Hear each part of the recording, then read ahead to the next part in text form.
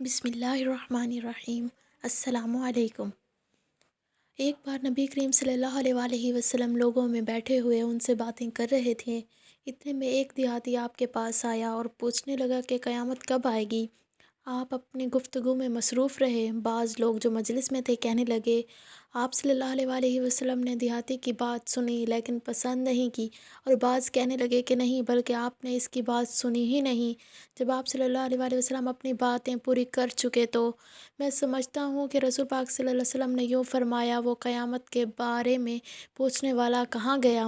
اس دیہاتی نے کہا، یا رسول اللہ میں موجود ہوں۔ آپ نے فرمایا، جب ایمانداری دنیا سے اٹھ جائے تو قیامت قائم ہونے کا انتظار کر۔ اس نے کہا، ایمانداری اٹھنے کا کیا مطلب ہے؟ آپ صلی اللہ علیہ وآلہ وسلم نے فرمایا، جب حکومت کے کاروبار نالائق لوگوں کو سونپ دیے جائیں تو قیامت کا انتظار کر۔ ایک سفر میں جو ہم نے کیا تھا، نبی کریم صلی اللہ علیہ وآلہ وسلم ہم سے پیچھے رہ گئے اور آپ نے ہم سے اس وقت ملے جب عصر کی نماز کا وقت آن پہنچا تھا۔ ہم جلدی جلدی وضو کر رہے تھے، پس پاؤں کو خوب دھونے کے بدل ہم یوں ہی سا دھو رہے تھے۔ یہ حال دیکھ کر آپ نے بلند آواز سے پکارا، دیکھو ایڑیوں کی خرابی دوزخ سے ہونے والی ہے۔ 2 یا 3 بار آپ صلی اللہ علیہ وآلہ وسلم نے یوں ہی بلند آواز سے فرمایا۔ نبی کریم صلی اللہ علیہ وآلہ وسلم نے فرمایا، درختوں میں ایک درخت ایسا ہے کہ اس کے پتے نہیں جھڑتے، اور مسلمان کی مثال اسی درخت کی سی ہے۔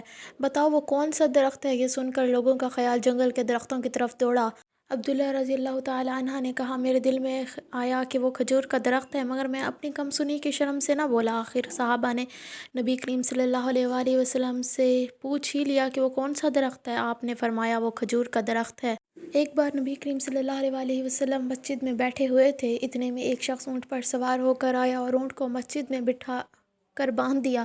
پھر پوچھنے لگا، بھائیو تم لوگوں میں محمد کون سے ہیں؟ نبی نے اس وقت لوگوں میں تکیہ لگائے بیٹھے ہوئے تھے۔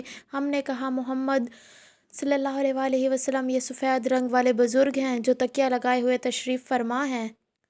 تب وہ آپ سے مخاطب ہوا کہ اے عبد المطلب کے فرزند۔ آپ صلی اللہ علیہ وآلہ وسلم نے فرمایا، کہو میں آپ کی بات سن رہا ہوں۔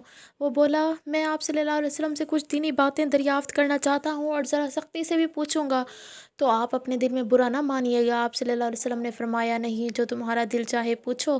تب اس نے کہا کہ میں آپ کو آپ کے رب اور اگلے لوگوں کے رب تبارک و تعالیٰ کی قسم دے کر پوچھتا ہوں، کیا آپ کو اللہ نے دنیا کے سب لوگوں کی طرف رسول بنا کر بھیجا ہے؟ آپ صلی اللہ علیہ وآلہ وسلم نے فرمایا، ہاں یا میرے اللہ۔ پھر اس نے کہا، میں آپ صلی اللہ علیہ وسلم کو اللہ کی قسم دیتا ہوں، کیا اللہ نے آپ صلی اللہ علیہ وآلہ وسلم کو رات دن میں 5 نمازیں پڑھنے کا حکم فرمایا ہے؟ آپ نے فرمایا، ہاں یا میرے اللہ۔ پھر کہنے لگا کہ میں آپ کو اللہ کی قسم دے کر پوچھتا ہوں، کیا اللہ نے آپ کو یہ حکم دیا کہ سال بھر میں اس مہینہ رمضان کے روزے رکھو؟ آپ نے فرمایا، ہاں یا میرے اللہ۔ پھر کہنے لگا کہ آپ صلی اللہ علیہ وآلہ وسلم کو اللہ کی قسم دے کر پوچھتا ہوں کہ کیا اللہ نے آپ کو یہ حکم دیا کہ آپ ہم میں سے جو مالدار لوگ ہیں ان سے زکوٰۃ وصول کر کے ہمارے محتاجوں میں بانٹ دیا کرو؟ نبی کریم صلی اللہ علیہ وسلم نے فرمایا، ہاں۔ تب وہ شخص کہنے لگا، جو حکم آپ صلی اللہ علیہ وسلم کے پاس سے آئے ہیں میں ان پر ایمان لایا، اور میں اپنی قوم کے لوگوں کو جو یہاں نہیں آئے ہیں بھیجا ہوا آیا ہوں۔ میرا نام زمام بن سلبہ ہے، میں بنی اسد بن بکر کے خاندان سے ہوں۔ رسول اللہ صلی اللہ علیہ وآلہ وسلم نے ایک شخص کو اپنا ایک خط دے کر بھیجا اور اسے یہ حکم دیا کہ وہ اسے حاکم بحرین کے پاس لے جائے۔ بحرین کے حاکم نے وہ خط کسریٰ شاہ ایران کے پاس بھیج دیا۔ جس وقت اس نے وہ خط پڑھا تو چاک کر ڈالا۔ راوی کہتے ہیں، اور میرا خیال ہے کہ ابن مسیب نے اس کے بعد مجھ سے کہا کہ اس واقعے کو سن کر رسول اللہ صلی اللہ علیہ وسلم نے اہل ایران کے لیے بد دعا کی کہ وہ بھی چاک شدہ خط کی طرح ٹکڑے ٹکڑے ہو جائیں۔